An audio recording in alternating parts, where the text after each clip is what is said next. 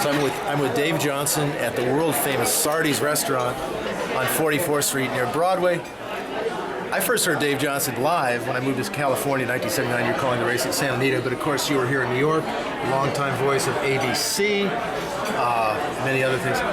First thing I wanted to ask you about is the trademark, down the stretch they come.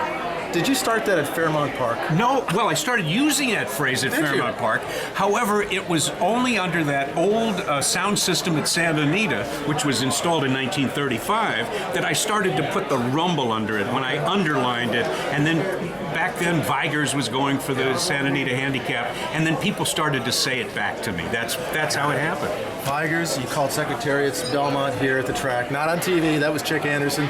And I know you said something about how people say, "Oh, I heard you on TV," or how did that? Well, I was just lucky enough to be the track announcer at Belmont Park back when Secretariat won the Belmont. I called him in front by 25 lengths. I had never called a horse in front by 25 in my life, but at the 16th pole, I said, "It's Secretariat in front by 25."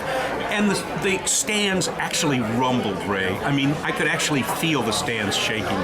It was it was the best horse I've ever seen. Not the best race, but the best horse that I've ever seen in my career. So what's the best race you've ever seen? That was the Preakness of '89 with Sunday Silence and Easy Goer. The absolute, this was the best. Yeah. The marrow of our sport are these two horses going at each other, two great jockeys, and a nose finish too close to call. You've got some other, I don't know when you started calling in New York, but 71. 71, so you saw some of the greatest horses. I did. And some of the great Belmonts, and some of the greatest jockeys. I thought Empire Maker would win the Triple Crown, but he did indeed win the Belmont Stakes. The Sunday Silence Easy Goer phenomenon. It was just it is a great culmination to the Triple Crown, and I'm glad to have been part of its history. Now, if I remember correctly, you have a betting system that if there's a hot jockey that's won 2 races, is it, on the card? Yes. You like him in the next race, or you keep betting him.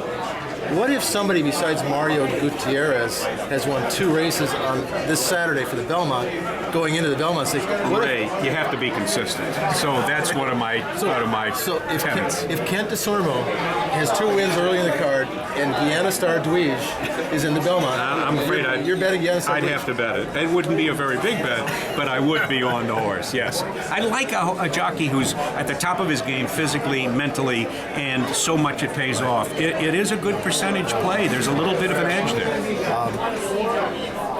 I guess everybody's kind of had a few screw-ups.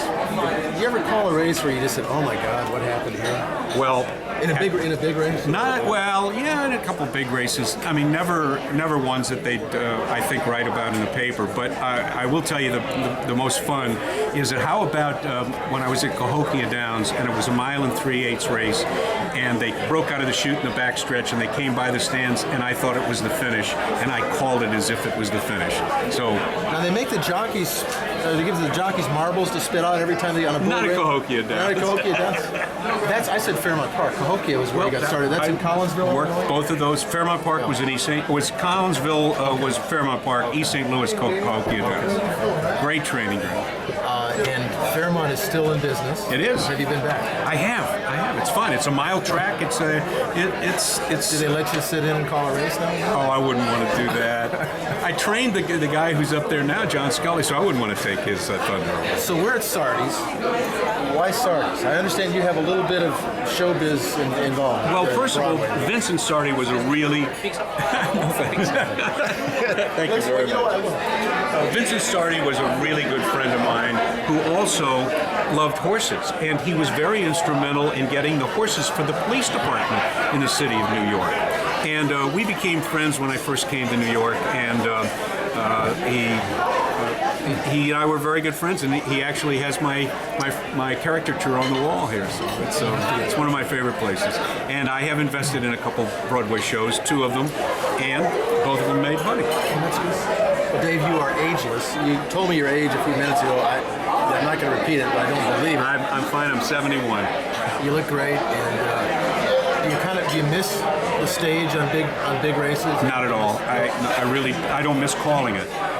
Those were great times, and I had a wonderful career. But I still have my hand in it with Sirius XM, as you know. Well, you're one of our enjoy regulars. talking to you every Saturday, you and Bill. And it's just really fun. Still, I love the people in the game, and as long as I can, keep at that, it's a terrific part of my life. Last question: who wins on Saturday?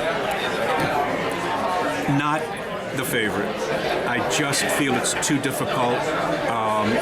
I also think that Mario Gutierrez is at a disadvantage, although the horse isn't. He looks like he wants to run and be the leader of the pack. But I'll look for some other horse. Maybe not a long shot. Maybe Dolahana, Union Rags. But probably if I had to pick right now, I'd pick Painter. Dave Johnson, thanks so much. I sure appreciate it.